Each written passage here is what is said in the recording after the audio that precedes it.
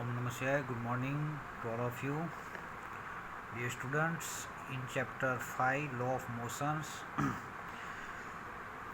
first question is state the Galileo's law of inertia. Inertia यानी जो object होता है वो ऑब्जेक्ट अपनी सिचुएशन में ही रहता है. जैसे स्टेडी सिचुएशन में होता है तो वो स्टेडी ही रहता है. जैसे कि ये पेन यहाँ स्टेडी है तो स्टेडी रही until we apply the external force. यानी जब तक हम बाहर से कोई फोर्स नहीं देंगे तो ये इसको देखो यहाँ इनबैलेंसिंग वापस है. आप दूसरा इनबैलेंसिंग, जैसे यहाँ से मैं भी फोर्स देता हूँ दोनों जगह से तो दोनों इक्वल फोर्स होगा तो वो मूव नहीं करेगा, बैलेंसिंग है. इनबैलेंसिंग होगा, जैसे कि मैंने यहाँ फोर्स दिया उसको नहीं दिया तो ऐसे मूव करेगा. और जो जब मूव होता है तो मूव जब कोई भी ऑब्जेक्ट अपनी मोशन में होता है तो इसको अभी एक्सटर्नल फोर्स लगाने से क्या हो जाएगा, उसकी डायरेक्शन चेंज हो जाएगी या इसकी वेलोसिटी में चेंज हो सकता है. That is called the law of inertia. Okay, तो इसका मतलब ये हुआ body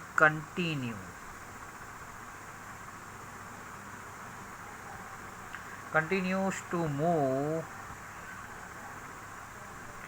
on frictionless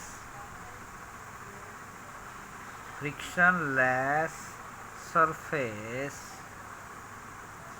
with constant speed. Constant speed से वो फ्रिक्शनलेस सरफेस पे वो मूव करता रहेगा, वो कंटिन्यू चालू ही रखेगा यदि मूव में है. Constant speed if it is set into the motion on the same surface.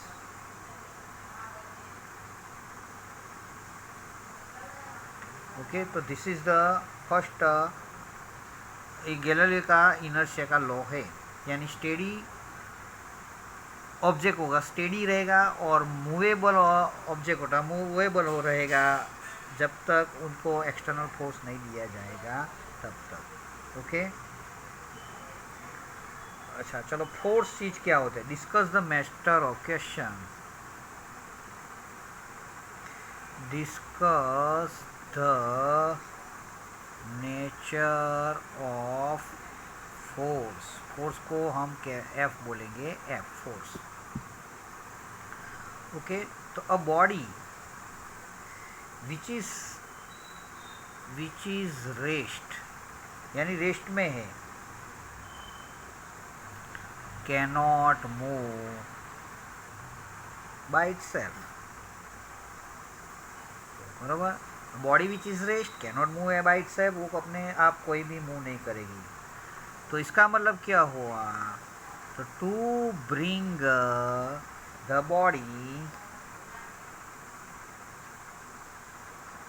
Body into the motion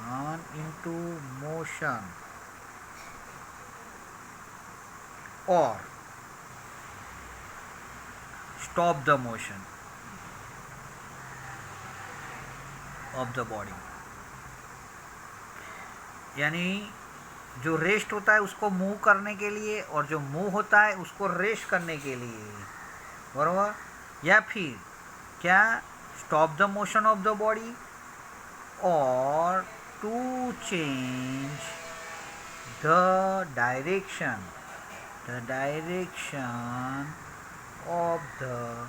of motion. Direction of motion change करने के लिए वी नीड, हमको कुछ ज़रूरत होती है कि उसको कैसे कर सकते हैं, तो we need something and that is called force. We need to apply force और द एक्सटर्नल एनर्जी और एक्सटर्नल एनर्जी देनी पड़ती है. और जो है विच डज द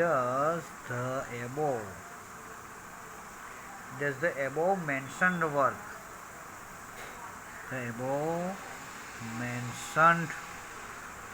वर्क. यानी स्टॉप होता है, रेस्ट होता है, वो क्या होता है, मोशन में आता है, मोशन होता है, उसकी मोशन या डायरेक्शन चेंज हो जाती है, इज कॉल्ड फोर्स. उसको हम क्या बोलेंगे, फोर्स कहते हैं.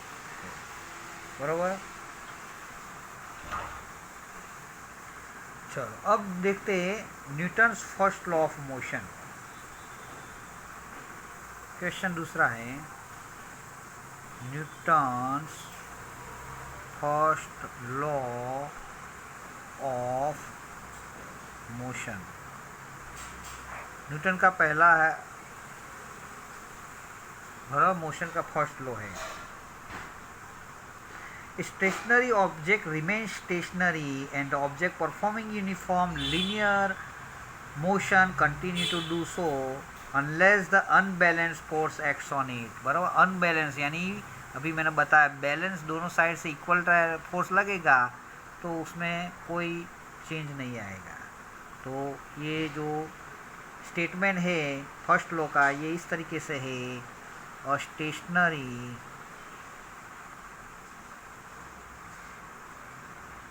object remains stationary and an object performing uniform linear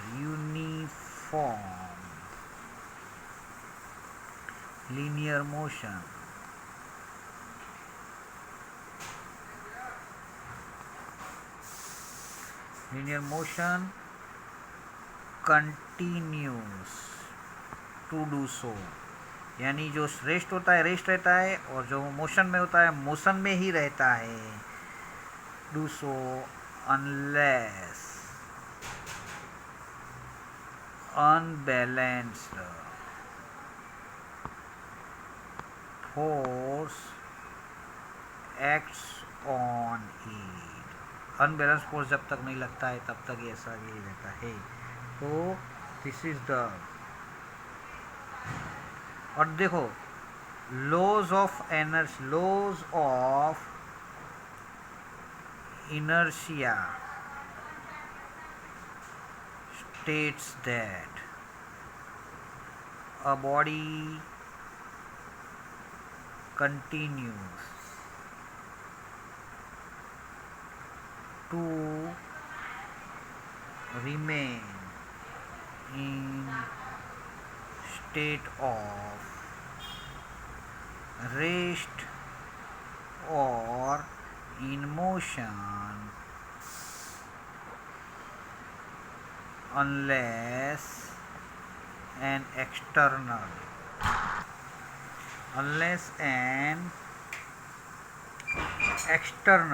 force acts on it। unless an external force acts on it। तो जो ये है first law of the Newton's motion first law of a motion है। Okay तो laws of inertia states that a body continues to remain in the state of rest यानी rest में होता है और मोशन में होता है जब तक एक्सटर्नल फोर्स इसको अप्लाई नहीं किया जाता है। तो इसका मतलब first law gives the definition of terms of a called force की डेफिनेशन इसमें अब हम कह सकते हैं the first law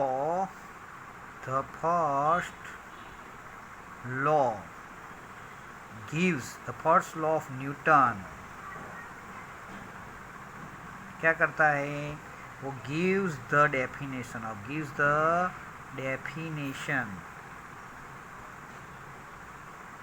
of term called force.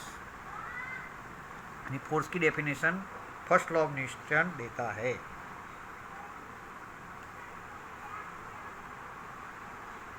तो इसका मतलब क्या हुआ the force is that external agency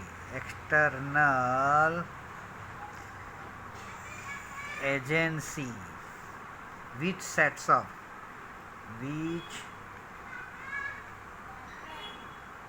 sets off a body into motion and bring change in speed of body, in speed of body. Okay, now the next question, what is momentum? State it's a formula and it's a units, explain its importance in a mechanics. तो देखो momentum की formula definition क्या है, तो momentum का मतलब ही हुआ the product of mass okay and velocity यानी v of a particle is called its a momentum,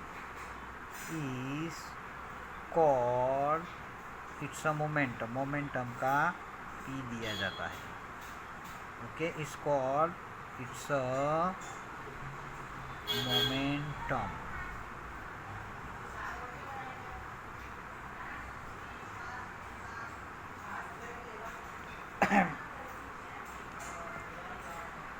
तो momentum is a vector quantity. Momentum is a vector quantity and its direction is in that of velocity, क्योंकि velocity की direction में, velocity ये vector quantity है और मास है scalar quantity है. दोनों स्केलर का वेक्टर्स के साथ प्रोडक्ट जो होता है डॉट प्रोडक्ट, तो ये वेक्टर देता है. तो यानी momentum is a vector quantity. Therefore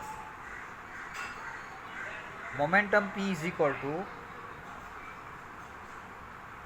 m into v.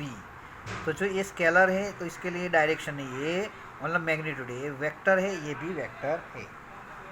Okay, इसका मतलब ये भी कह सकते p is equal to M V, हम ऐसा भी कह सकते हैं, p is equal to M V. ऐसा यूनिट क्या होगा, ऐसा यूनिट तो सिंपल सा है, ये मास है उसका kg होगा और ये वेलोसिटी मीटर पर सेकेंड होगा, तो मीटर पर सेकेंड हो जाता है, या उसका और उसको हम कहते हैं न्यूटन सेकेंड भी कहते हैं, न्यूटन सेकेंड कह सकते हैं. ये MKS में होता है. CGS में उसका होगा CGS में और किलोग्राम का हम लिखेंगे ग्राम, मीटर का हो जाएगा सेंटीमीटर, सेकेंड का तो पर सेकेंड ही रहता है. ओके, और उसको डाइन हो जाएगा, यानी डाइन सेकेंड हो जाएगा.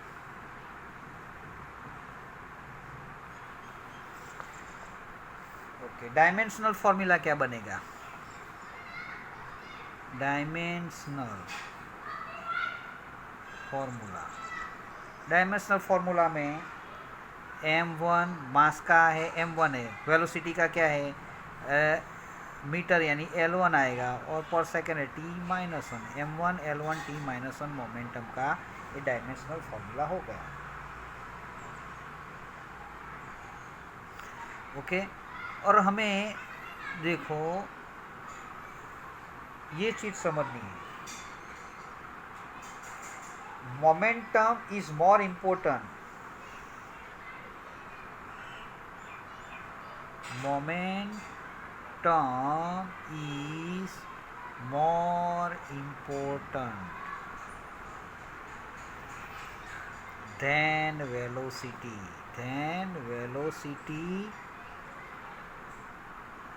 of an object.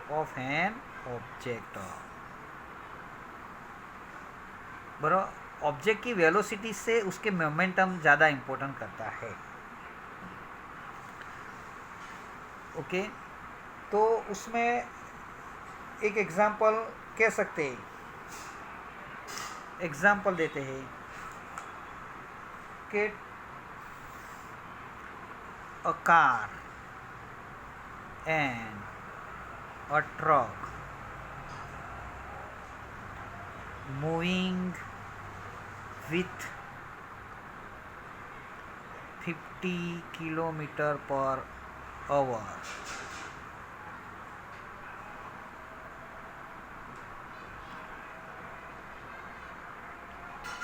ओके, ये दोनों कार और ट्रक 50 km/h पे मूव कर रहा है। तो a truck can damage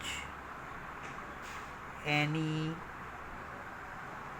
person और vehicle.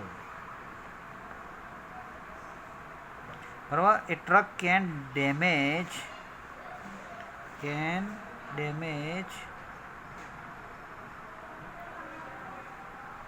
more than a car can damage